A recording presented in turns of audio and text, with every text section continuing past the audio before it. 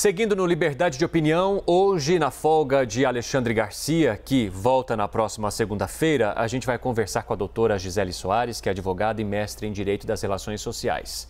Doutora Gisele, seja muito bem-vinda, é um prazer falar contigo novamente.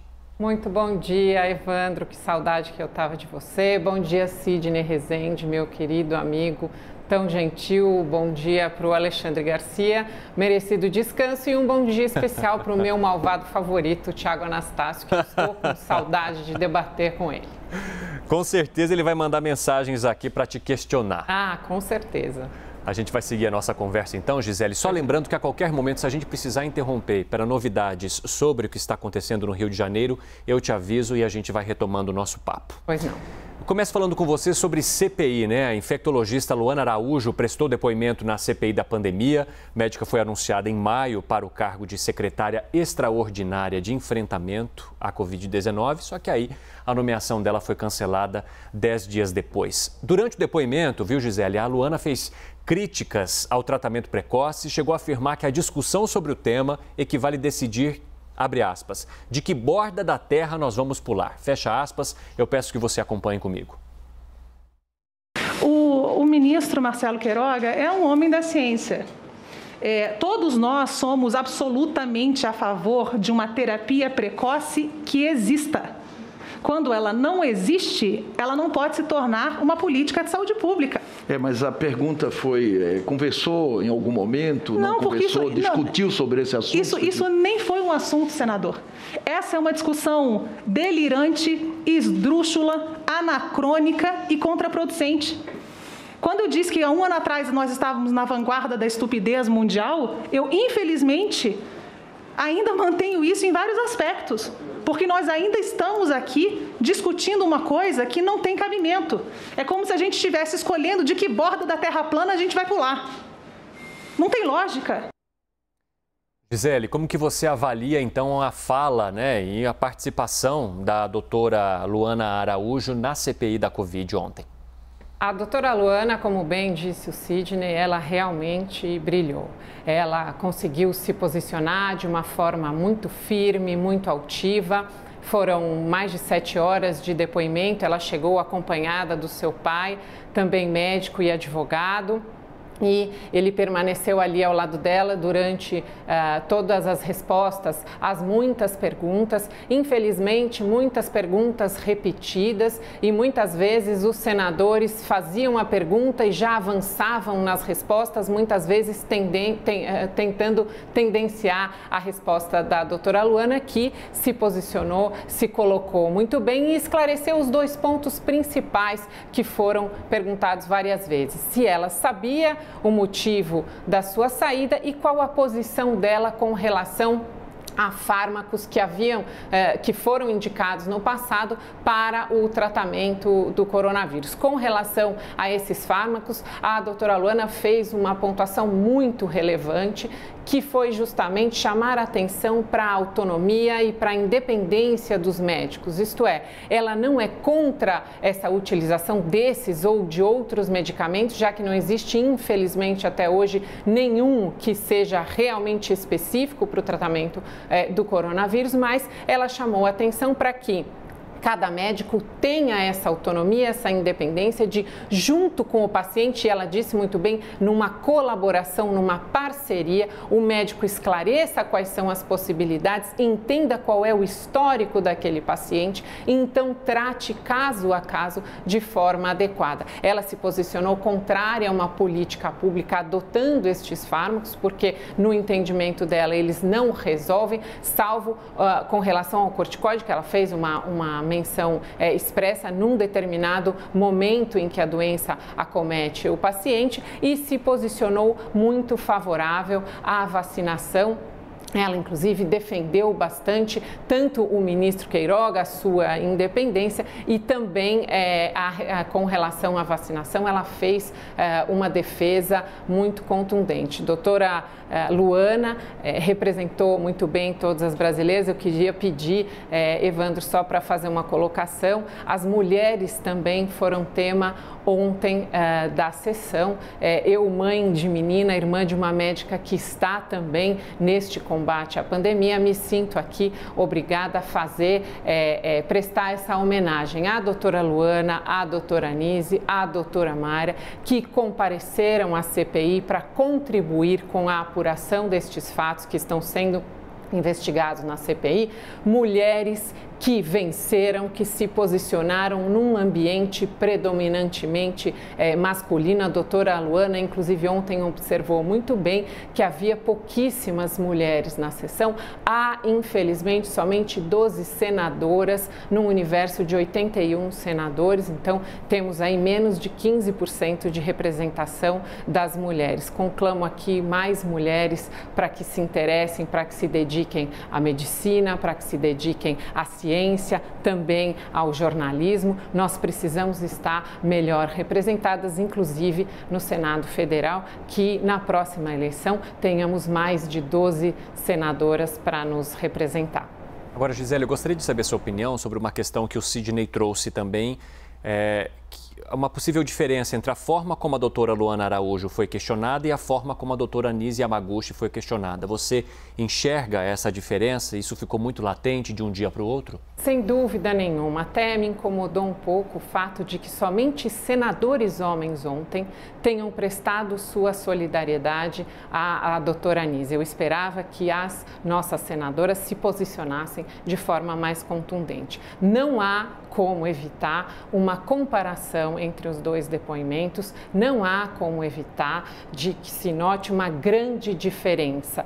Há também uma diferença da própria postura das duas doutoras. Doutora Anísio, uma pessoa que fala mais baixo, já uma senhora mais experiente, muito experimentada, que participou e contribuiu para vários governos. A doutora Luana, já mais jovem, mais altiva, tem essa postura de falar, tem essa habilidade, talvez por isso também tenha ajudado. Foi acompanhada do pai, o que foi uma estratégia muito boa também, muito positiva, mas houve sim, e eu também não posso deixar de concordar nesse aspecto com o Sidney, que os senadores foram extremamente deselegantes, foram muito descorteses com a doutora Anísio, tanto é que muitas instituições, inclusive instituições médicas, ontem e hoje já se posicionaram defendendo a doutora Anísio, porque ela não conseguia concluir o seu raciocínio, ela não conseguia responder as perguntas, ela foi ficando pressionada, foi ficando nervosa.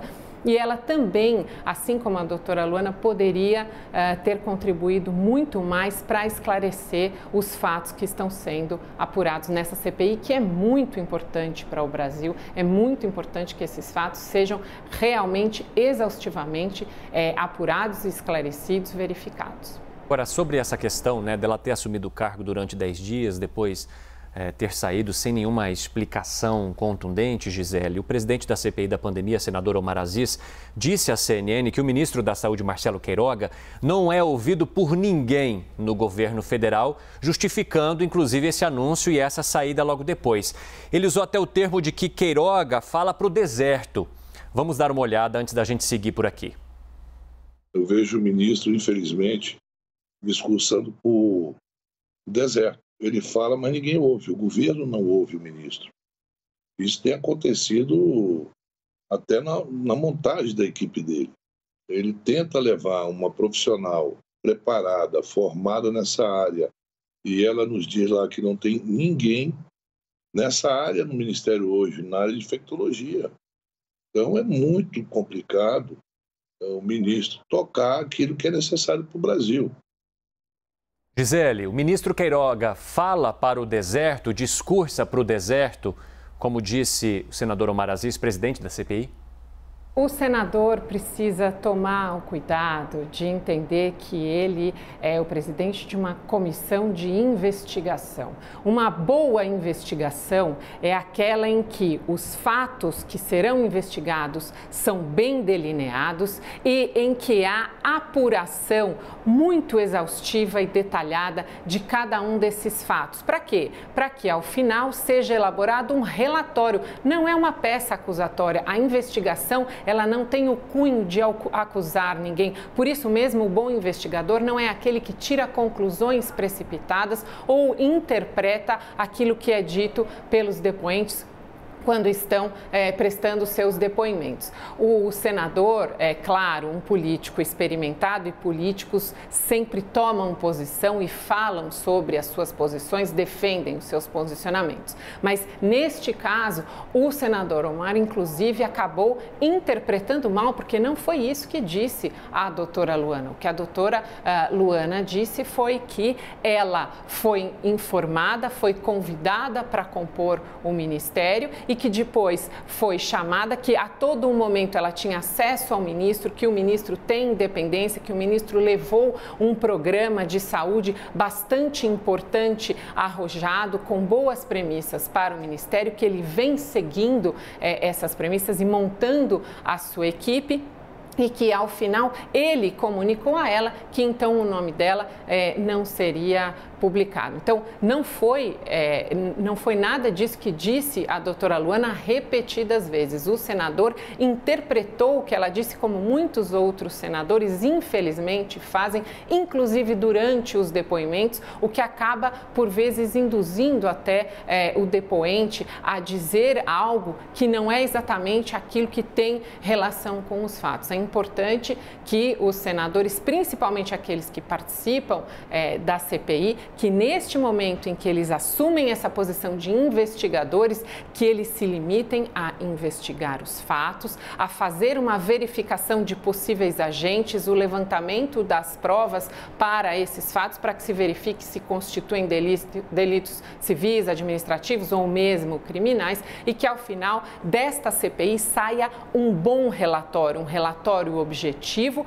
que possa ser entregue ao Ministério Público ou às outras entidades, aí sim, de uma verificação de mérito, para eventualmente que saiam as acusações, que sejam oferecidas as denúncias ao Poder Judiciário. É preciso que os senadores parem, muitas vezes, até de fazer piadinhas ou de ter conversas paralelas, o que é muito deselegante numa sessão de CPI. Mas, Gisele, você acredita que o ministro esteja conseguindo fazer um trabalho técnico ou ele está ali também sem autonomia, só debaixo de ordens que vêm de cima dele? O ministro assumiu a posição para, sim, contribuir com todo o seu conhecimento técnico. É claro que todo ministro, quando assume uma pasta, essa pasta já vem com uma carga política. Portanto, é preciso que esse ministro esteja alinhado com as diretrizes deste governo. Aliás, a própria doutora Luana, ao aceitar esse convite, também acatou a este alinhamento. Não faria o menor sentido que o presidente nomeasse ministros que não se alinham em nada com as suas posições, com o seu viés político. Mas o que nos esclareceu a doutora Luana a todo momento foi que o ministro segue sim com o seu programa, que ele vem com essa proposta e, sem dúvida nenhuma, se chegar a um ponto em que o ministro entenda que ele está realmente falando para o deserto, então, provavelmente, ele tomará a mesma decisão, talvez da doutora Luana, do ministro Nelson Teich,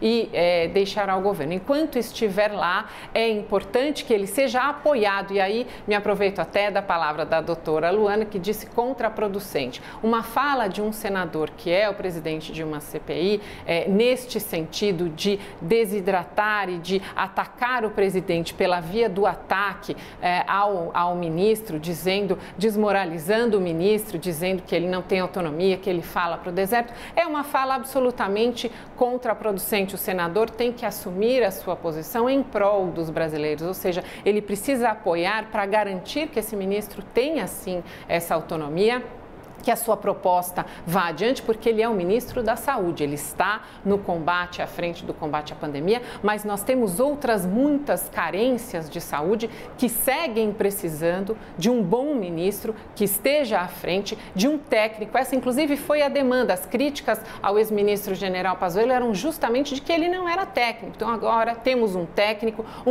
habilidoso, um técnico que está formando uma boa equipe, que busca boas pessoas. A doutora Luana ontem ressaltou a dificuldade dificuldade de fazer os convites e de trazer as pessoas, então, para o Ministério para que elas colaborem. Aliás, essa CPI serve justamente para afugentar, certamente, muitos médicos de assumirem esses cargos, porque ao assistir, por exemplo, o depoimento da doutora Anísio, muitas médicas certamente ficaram muito amedrontadas de eventualmente colaborar com o governo, de eventualmente assumirem e contribuírem com seu conhecimento técnico e depois de sofrerem aquele linchamento público muito deselegante, muito triste que aconteceu no depoimento da doutora Anísio na CPI, que só não aconteceu ontem porque a doutora Luana tomou todas as cautelas, adotou uma estratégia e veio também com um posicionamento mais altivo. Ela, inclusive, abriu a fala dela dizendo que era técnica, que não era feita as questões de política e pediu civilidade aos senadores nas suas perguntas, o que foi extremamente relevante para ela conseguir levar adiante um bom depoimento. Gisele, eu quero discutir com você agora o pronunciamento do presidente Jair Bolsonaro ontem, em cadeia nacional de rádio e televisão.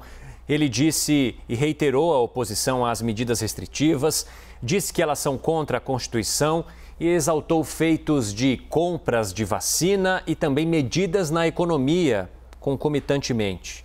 Vamos ver. Hoje alcançamos a marca de 100 milhões de doses de vacinas distribuídas a estados e municípios. O Brasil é o quarto país que mais vacina no planeta. Neste ano, todos os brasileiros que assim o desejarem serão vacinados. Vacinas essas que foram aprovadas pela Anvisa. Ontem assinamos acordo de transferência de tecnologia para a produção de vacinas no Brasil, entre a AstraZeneca e a Fiocruz. Com isso, passamos a integrar a elite de apenas 5 países que produzem vacina contra o Covid no mundo. O nosso governo não obrigou ninguém a ficar em casa, não fechou o comércio, não fechou igrejas ou escolas e não tirou o sustento de milhões de trabalhadores informais. O nosso governo joga dentro das 4 linhas da Constituição. Considera o direito de ir e vir, o direito ao trabalho e o livre exercício de cultos religiosos inegociáveis. Gisele, como você avalia o pronunciamento do presidente Bolsonaro? O presidente falou muito em vacina e nós ouvimos ontem a doutora Luana também ressaltando a importância das vacinas. O Sidney até fez uma crítica, eu só queria pontuar o seguinte: eu participei de muitos debates no ano passado em que havia essa discussão da vacina.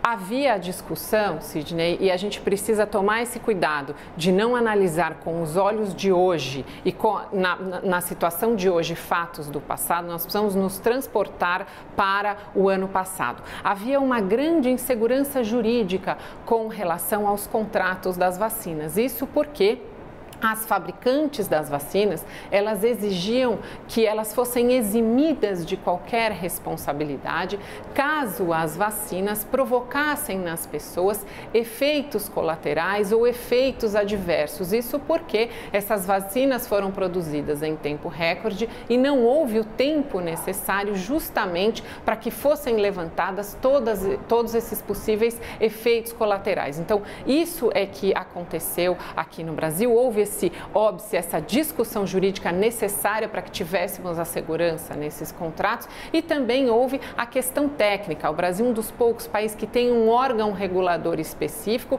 e era preciso e necessário que a Anvisa tivesse tempo, que os técnicos também tivessem esse tempo para conseguirem avaliar essas vacinas, avalizar essas vacinas para que então todos os brasileiros fossem vacinados. A doutora Luana ontem ela chamou muito atenção para o aspecto da responsabilização dos médicos ou dos profissionais quando eles assumem essa posição de indicar um certo tratamento ou de adotar uma certa política pública. Então, era necessária essa cautela jurídica, essa cautela técnica, essa cautela de saúde, porque imaginem o desastre que seria se nós tivéssemos nos arvorado a comprar vacinas que infelizmente hoje tivessem causando algum tipo de dano ou de efeito colateral nas populações. Houve inclusive notícias de casos de que vacinas específicas aplicadas em pacientes com comorbidades específicas em outros países fossem fossem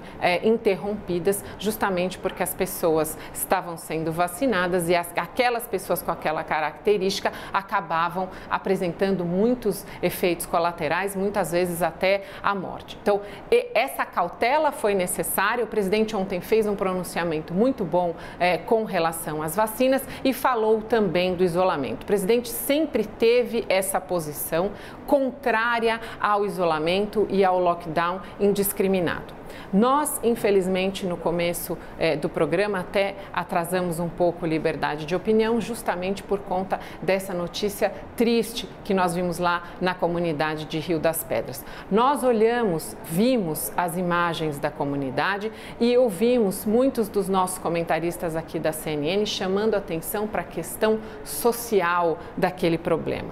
Pois bem, o presidente, quando se preocupa em defender um lockdown que não seja um lockdown para todos, que não seja um isolamento completamente impensado, ele está pensando exatamente nas pessoas que vivem como essas pessoas lá da comunidade de Rio das Pedras. Nós vimos as imagens que há uma aglomeração de prédios, uma aglomeração de residências. Então, como dizer para aquela comunidade ou impor para aquelas pessoas que elas façam o isolamento, como impor para aquelas pessoas que muitas vezes dependem de um emprego informal, que elas não vão trabalhar, que elas não vão buscar o seu sustento. Nós vimos que muitas daquelas residências não têm a ventilação necessária e exigida para diminuir o contágio. Muitas, provavelmente, daquelas casas, daqueles prédios, também não têm o saneamento básico. Então, como é que a gente vai falar para as pessoas lave a mão, use máscara, quando elas vivem numa situação de tanta vulnerabilidade? Então, essa é a preocupação que sempre manifestou, no meu entender, o presidente, que foi justamente para que se tomasse esse cuidado, para que não houvesse esse isolamento, para que as pessoas não fossem proibidas do seu direito de ir e vir. Isso é que precisa ficar muito claro, porque nós precisamos entender que as pessoas vivem realidades muito diferentes, muito discrepantes no Brasil. E cada prefeito, principalmente, que é a autoridade local, é que precisa entender e saber quais são as melhores medidas a serem adotadas em cada caso, porque muitas vezes o isolamento é até pior e faz até mais mal, prejudica mais ainda a saúde das pessoas. Gisele, para a gente finalizar, vou seguir aqui para o nosso último tema. O governo de São Paulo vai ter que dobrar o número de pessoas vacinadas por dia para conseguir cumprir aquela meta que foi imposta agora e anunciada pelo governador João Dória, de que até 31 de outubro todos os adultos estarão vacinados, aqueles a partir de 18 anos de idade, inclusive delimitou até datas para grupos aí de idades diferentes. Você acredita que o Estado de São Paulo vai conseguir dobrar essa meta e atingir esse anúncio feito pelo governador? Algo que está tão longe ainda, em se tratando de pandemia, a gente sabe que prever o futuro é bem difícil. É uma notícia muito animadora e o governador João Dória faz esse pronunciamento e faz esse anúncio, é claro, porque ele, desde o começo, se contrapõe ao presidente Jair Bolsonaro e ele vem realmente vendo nesta possibilidade de São Paulo vacinar primeiro, de São Paulo vacinar mais, de São Paulo fazer o acordo com o Butantan, uma forma de consolidar, de pavimentar o seu caminho para a corrida presidencial, porque todos os políticos, inevitavelmente, estão ali, cada um aproveitando as suas oportunidades, os senadores na CPI, os governadores, os prefeitos que gozam de autonomia para enfrentamento da pandemia, estão aproveitando este momento para colocar as suas políticas públicas à vista das pessoas e tentar, com isso, convencer os brasileiros de que são a melhor opção para a corrida presidencial do ano que vem. Espero que essa notícia se concretize. Minha primeira pergunta, quando ouvi esse anúncio, foi: o governador pretende vacinar somente os paulistas ou o governador irá vacinar todos os brasileiros? Porque uma notícia como essa, inevitavelmente, vai provocar uma corrida do Brasil inteiro, de todos os brasileiros que querem se vacinar, para São Paulo. Todos virão para cá em busca da vacina. Será que essa é a melhor melhor forma de fazer esse anúncio? Ou será que vamos segregar, então, somente as pessoas de São Paulo poderão ser vacinadas e as pessoas do resto do Brasil, então, não terão essa oportunidade? São perguntas que o governador precisará responder. Vamos torcer e apoiar para que realmente seja verdade, que mais uma vez esse adiantamento de dezembro para outubro do governador João Dória em contraponto ao anúncio do presidente Jair Bolsonaro, que realmente adiante para todo o Brasil, quem sabe até antes de outubro. Se todos os brasileiros se engajarem, se todos os brasileiros se organizarem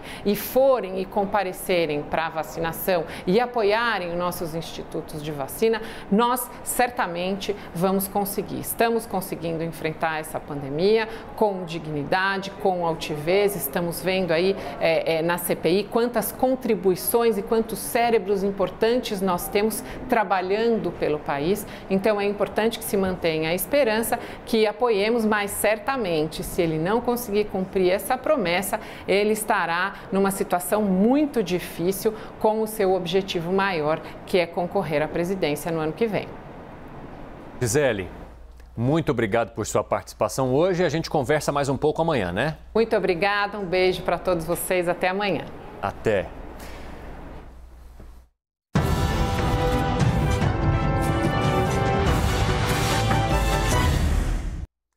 As opiniões emitidas pelos comentaristas do quadro não refletem necessariamente a posição da CNN.